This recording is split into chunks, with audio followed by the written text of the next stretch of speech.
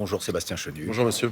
Et c'est donc Sébastien Lecornu qui va se succéder à lui-même. Pas de nouveau Premier ministre à Matignon, mais une nouvelle feuille de route. Qu'est-ce que vous en dites au Rassemblement national ?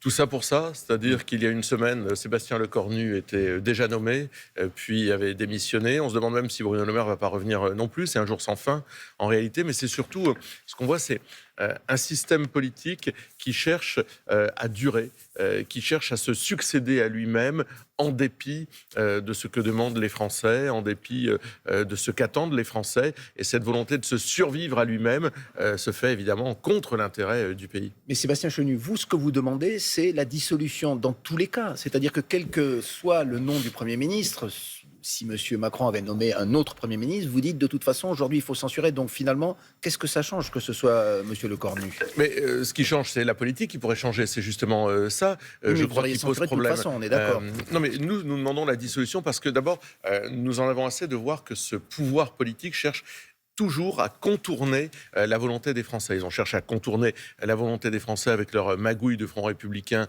il y a 1 an et demi. Et maintenant, ils cherchent à contourner la volonté des Français dans l'application d'une politique. Donc, pour qu'il y ait une autre politique, il faut dissoudre. Les Français donneront une majorité parce que je pense que les Français, qui sont un peuple politique, donneront une majorité. Est-ce qu'elle sera pour le Rassemblement national ou pour d'autres ? Ça, c'est à nous de convaincre les Français. Mais les Français ont vu ce que c'était qu'une assemblée sans majorité.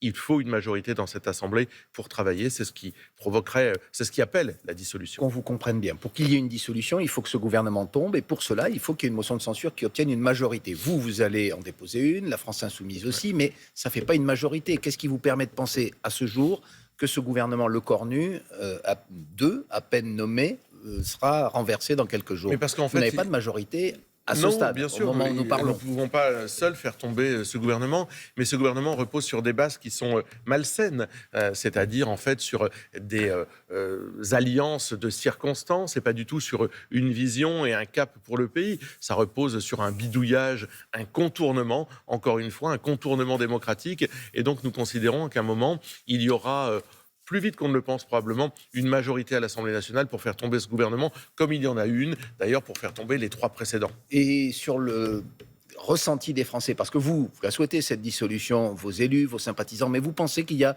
une majorité de Français aujourd'hui, M. Chenu, qui a envie de retourner aux urnes alors qu'il y a des élections municipales au mois de mars, qui a envie d'avoir des élections législatives dans quelques semaines ? Moi, je crois qu'il y a 2 sentiments chez les Français que j'entends. Une grande lassitude et colère vis-à-vis de ces manœuvres de contournement, et puis la volonté d'une situation qui soit claire, qui soit clarifiée. Et pour ça, c'est la dissolution. En réalité, moi, je suis étonné de voir que des partis politiques, on les a vus, tous ces partis du système hier chez Emmanuel Macron, cherchent à éviter les élections. Mais c'est nouveau, ça, maintenant. Les en partis, France, mais les Français, je vous me permets de reposer la question, c'est-à-dire effectivement une clarification, mais c'est autre chose, une campagne, retourner bien sûr, mais aux urnes. Vous pensez qu'il y a cette volonté profonde dans le pays aujourd'hui ? en tous les cas, je pense que cette clarification, elle passe par là, et que si on dit aux Français qu'il y a une dissolution, ils seront nombreux à se mobiliser pour faire changer le cours des choses. Les Français, sincèrement, ne peuvent plus les voir en peinture, les regards de fer, au-delà de la vie Et c'est quotidienne, général, des intérêts. certains même vous incluent En tout cas, dedans aussi. Les nôtres, je peux vous dire que les Français que je côtoie qui soutiennent le Rassemblement national,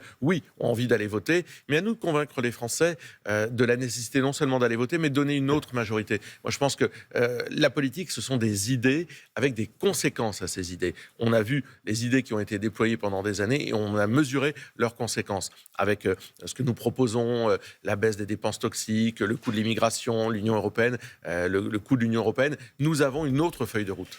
Alors, justement, en parlant de feuille de route, vous dites que ce gouvernement, qu'on ne connaît pas encore, il est né de magouille, il n'a pas de cap. On a quand même compris hier des consultations à l'Élysée qu'il allait y avoir un bouger, au moins sur la réforme des retraites. L'exécutif semble prêt à ne pas reculer comme c'était prévu l'âge de départ au moins jusqu'à 2027, de geler en quelque sorte l'âge de départ à la retraite. Est-ce que c'est quand même un pas dans la direction que vous souhaitiez ? Mais c'est jamais très clair. On ne sait pas si c'est un gel, on ne sait pas si c'est une suspension. Moi, je vais vous dire... Vous voudriez une suspension ?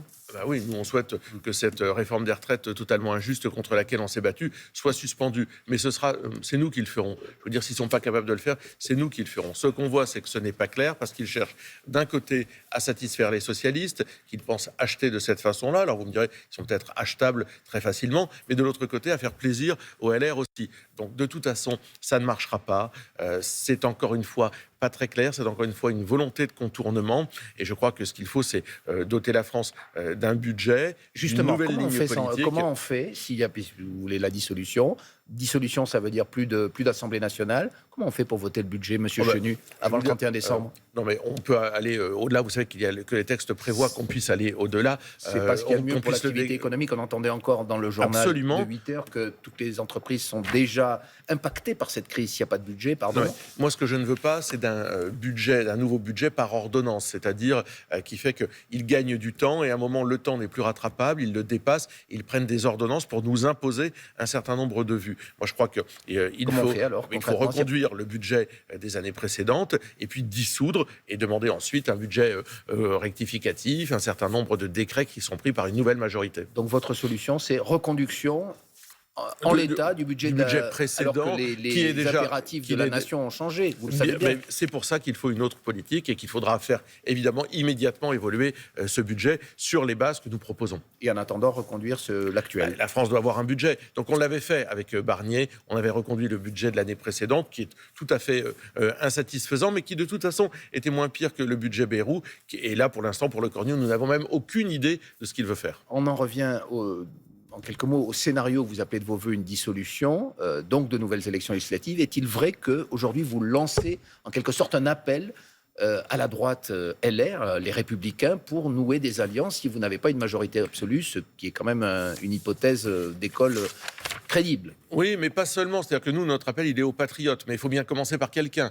Et on peut considérer que les patriotes les plus proches de nous aujourd'hui, ça pourrait être les Républicains. En tous les cas, certains. Parce que c'est pas Bruno Le Maire, c'est pas Xavier Bertrand, c'est pas Bruno Retailleau, c'est pas ces patriotes-là. En tous les cas, c'est pas ces Républicains-là. Ce sont qui, alors? Ce sont des hommes et des femmes, d'abord leurs militants, d'abord leurs électeurs. D'abord, moi, je pense que ça vient de la base, à qui nous disons, venez avec nous, embarquez. Mais notre discours... députés en 2024, seul Éric Ciotti avait sauté le pas. Qu'est-ce qui vous permet de penser qu'il y en aura d'autres la situation du pays. Et puis je pense qu'il y a des députés chez Horizon, chez Lyot, petit groupe indépendant, qui sont sensibles aussi à la fois au devoir de responsabilité et à la nécessité d'aider un gouvernement ou une majorité qui pourrait être beaucoup plus stable avec leur aide. Et des contacts ont déjà été noués, Monsieur Chenu? Et nous parlons à tout le monde. Nous pensons qu'il faut unir les Français. Nous, notre projet s'adresse à tout le monde et pas seulement le projet budgétaire. Merci beaucoup Sébastien Chenu, député Rassemblement national du Nord, vice-président du RN. C'est la suite de Télématin. Merci beaucoup.